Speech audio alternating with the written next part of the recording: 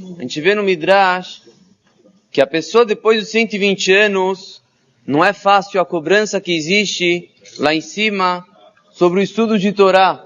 É de arrepiar se a gente olha a cobrança que tem. Está escrito no Midrash que a pessoa chega lá em cima, Hashem fala para ele, você estudou Chumash? Fala, não, estudei Chumash. Hashem vai testar ele, vai responder tudo.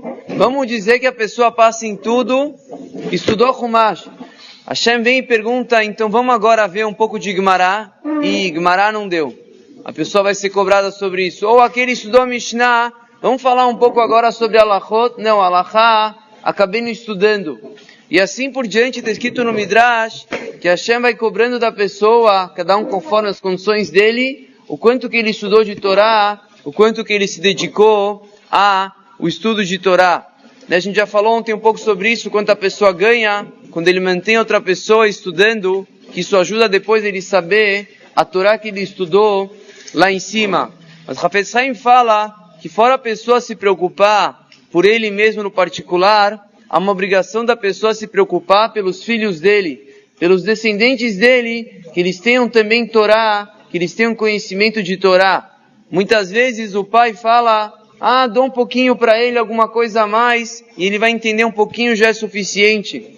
Fala o Hafetz Haim, a pessoa tem que investir na educação dos filhos dele, que eles tenham conhecimento de Torá, saibam Chumash, saibam Gemara, saibam Mishnah, saibam Alachá, que eles tenham condições de crescerem também em Torá. Isso é uma obrigação do pai. Está escrito que o pai tem que pagar por isso, ele tem que investir nisso para que o filho tenha condições de saber Torá.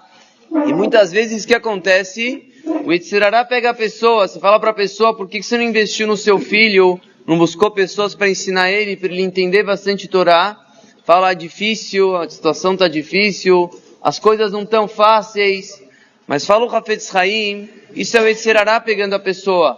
Porque quando a gente olha a pessoa em relação a outros assuntos, ele aceita para parnassá da família, fazer viagens longíssimas, aceita condições difíceis no dia, um trabalho difícil e estressante, ele aceita tudo para poder trazer a parnassá para a família. Mas quando chega em relação ao estudo de Torá, que é o mais importante, de repente as coisas não dão, elas estão difíceis, elas estão apertadas, a pessoa tem que saber que é o Yetzer Hará. Quando eu estava olhando isso, me lembrou uma história, isso lembra de forma geral.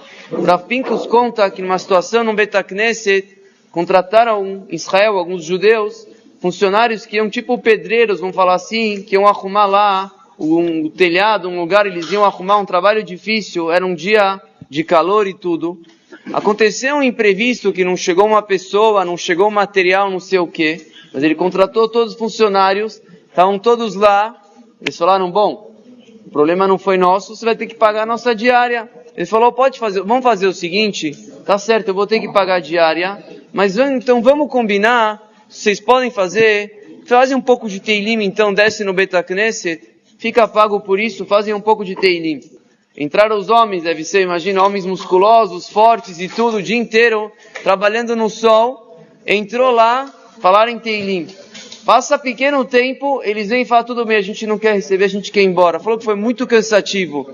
O homem está no sol, trabalhando, quebrando parede, ele aguenta. Para fazer às vezes meia hora de Teilim cansa. O que aconteceu aqui é o Yetzer Hará que pega a pessoa, como está escrito no Midrash, a pessoa trabalha o dia inteiro, não cansa. Vai rezar, fica cansado. O que aconteceu aqui? Tem o Yetzer Hará pegando a pessoa.